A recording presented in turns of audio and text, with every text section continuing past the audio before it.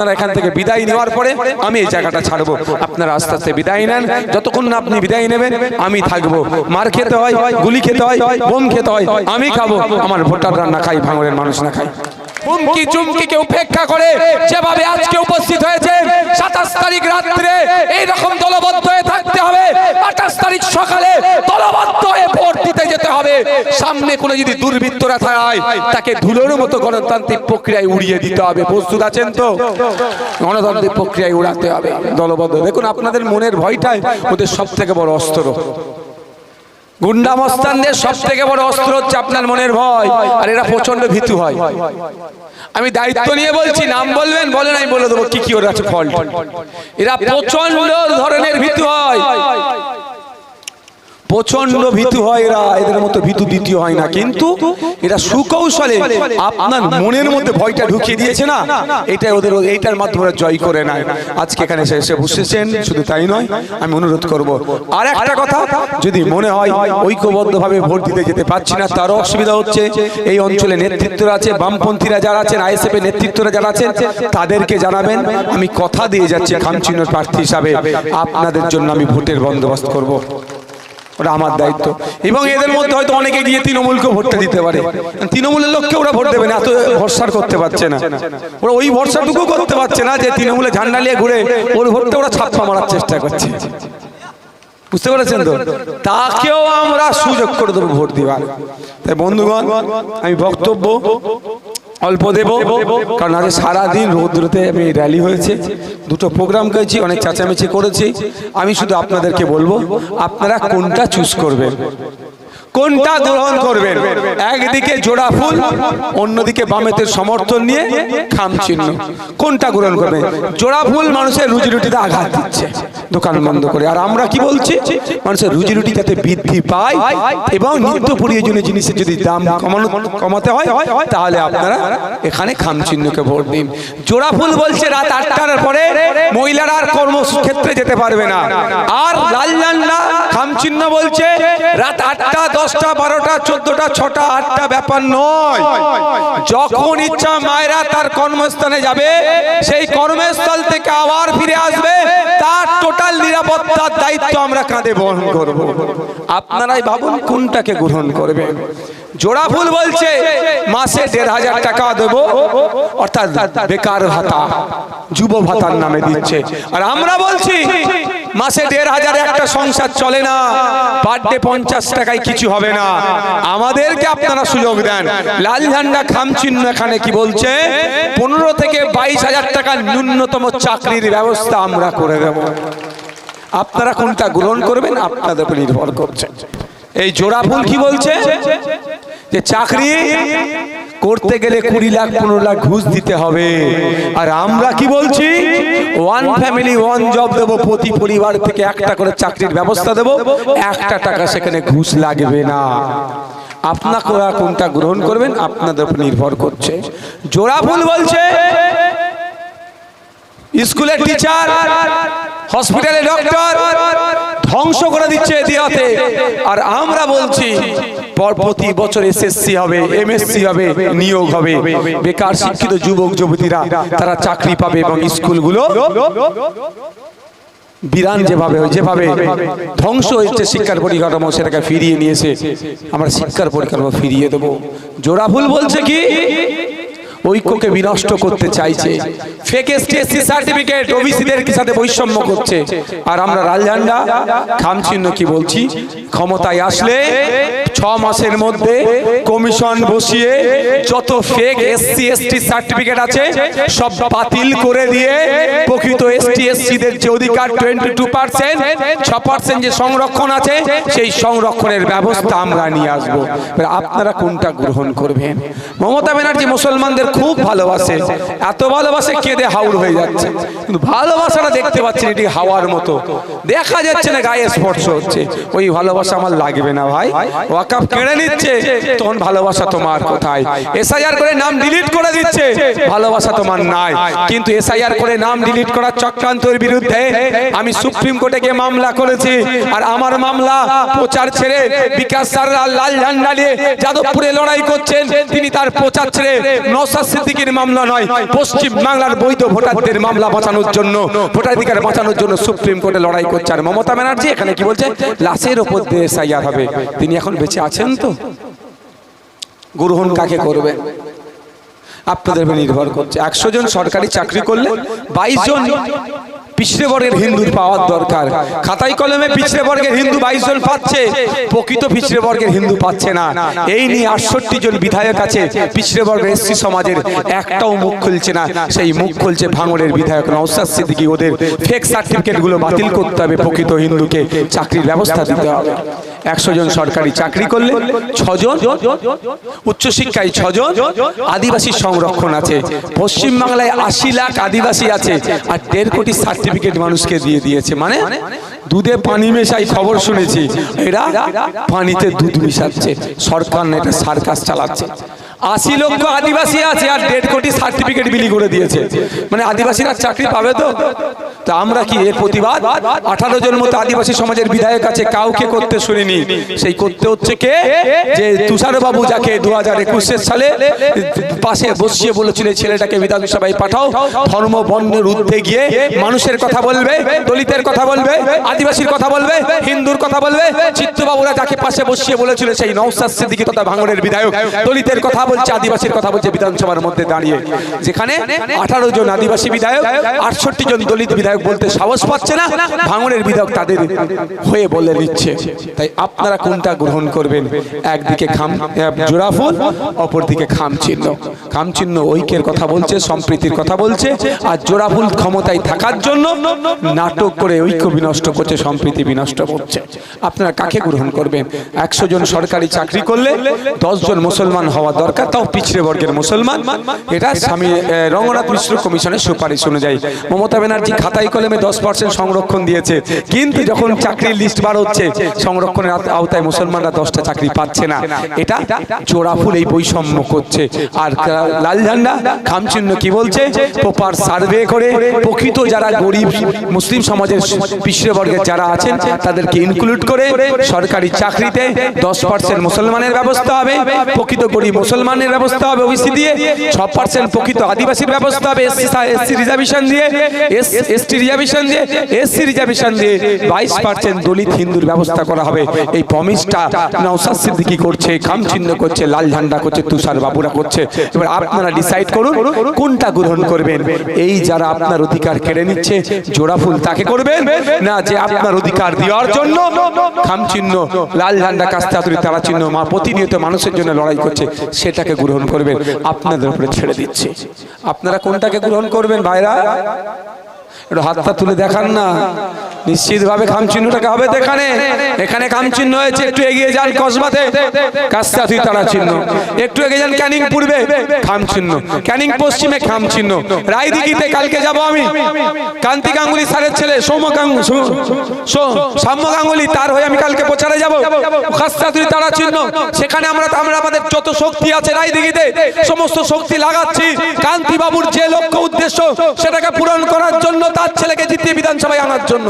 এখানে লাল ঝান্ডারা তাদের যতটা শক্তি আছে সেই শক্তি দিয়ে আমার পাশে দাঁড়াচ্ছে। এইভাবে আমরা সারা রাজ্য লড়াই চলছি।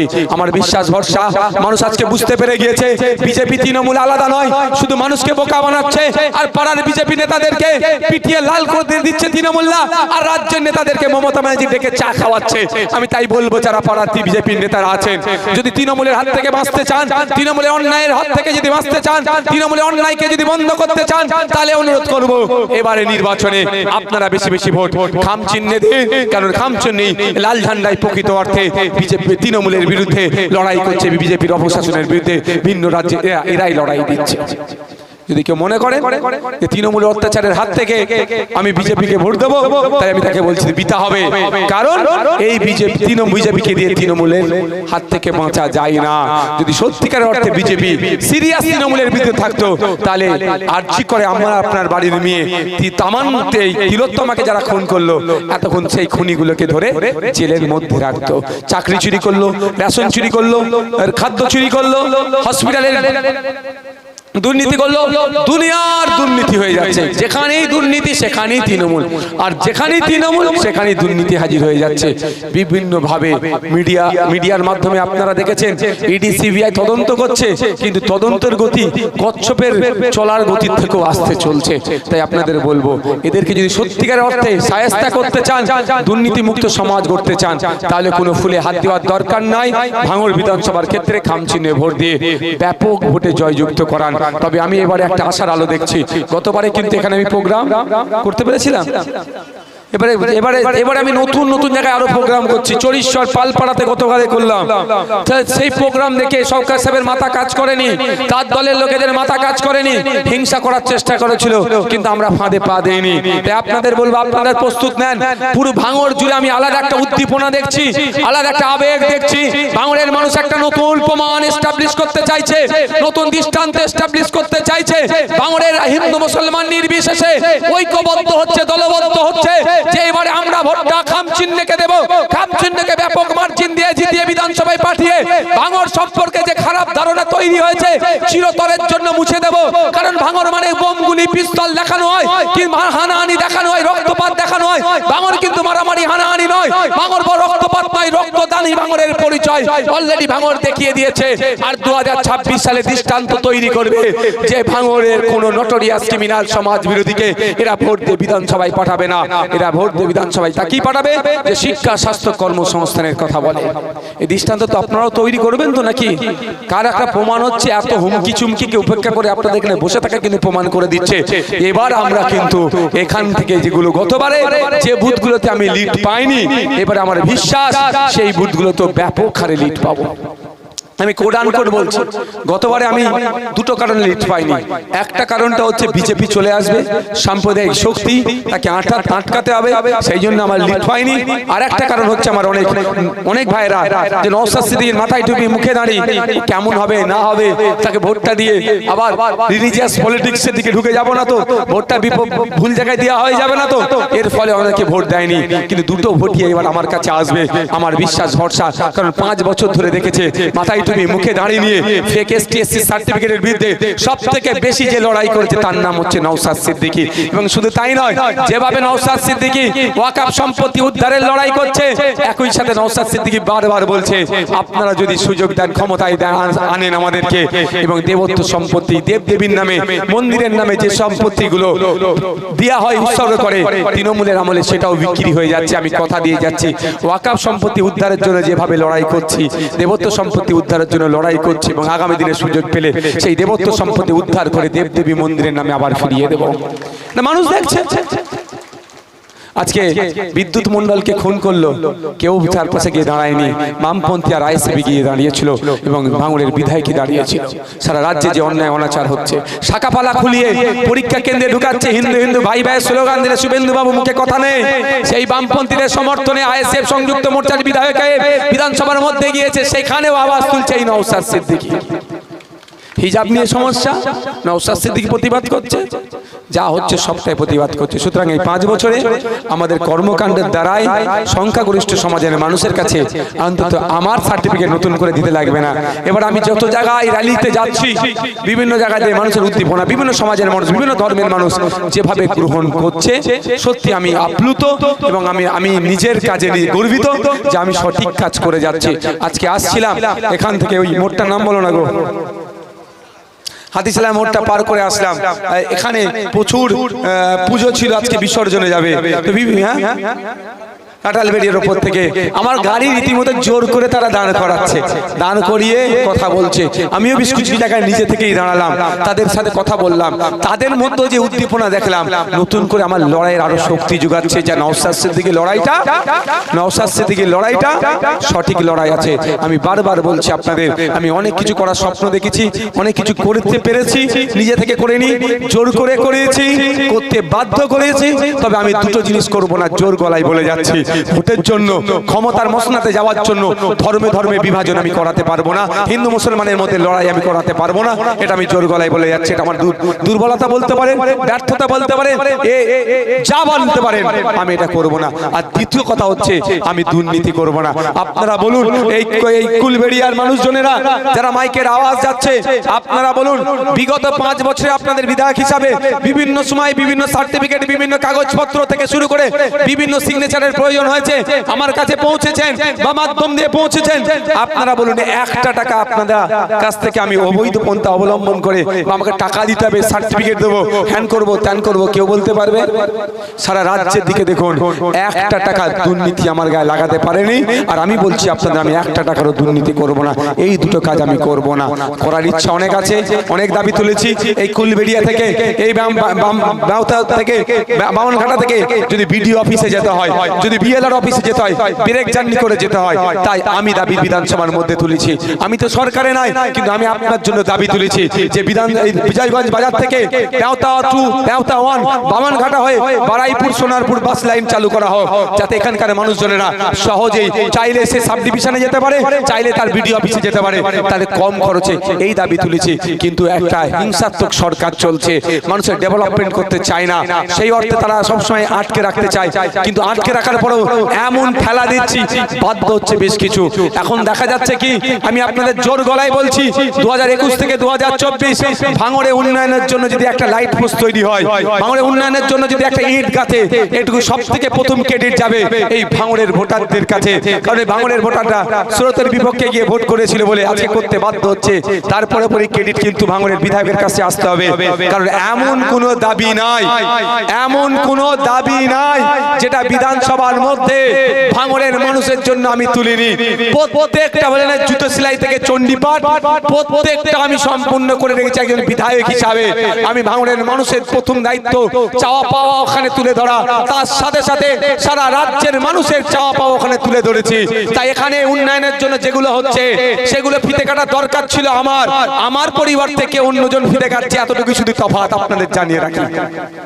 যা হচ্ছে ফিতে কাটছে, আমার কাটা দরকার ছিল, আমার পরিবর্তে অন্যজনকে ফিতে কাটাচ্ছে, তাতে আমি ভেঙে পড়ি না। কারণ আমি চাই ভাঙড়ের মানুষের ডেভেলপ। কেমন করে হচ্ছে, কিভাবে হচ্ছে, এটা আমার কাছে বড় কথা নয়, ভাঙড়ের মানুষের ডেভেলপ হোক। তাই বন্ধুগণ, আমি আপনাদের বলবো, যদি আপনারা আগামী 5 বছর নয়, যুগ যুগ ধরে এই গুন্ডা ক্রিমিনাল মোস্তানদের হাত থেকে বাঁচতে চান, তাহলে ফাইনাল একবার ধাক্কা দেন। 2021 সালে অর্ধেক ধাক্কা দিয়েছি, অর্ধেক পরিবর্তন হয়েছে। নিশ্চিতভাবে আপনি আমার কথাই বুঝতে পেরে গেছেন পরিবর্তন কি হয়েছে, কেমন ভাবে হয়েছে। এবার সময় এসেছে পুরো ধাক্কা দিয়া টোটাল ভাঙড় থেকে গুলি, বন্দুক, পিস্তল, মারামারি, হানাহানি, গুন্ডামি বন্ধ করার প্রস্তুত আছেন তো নাকি?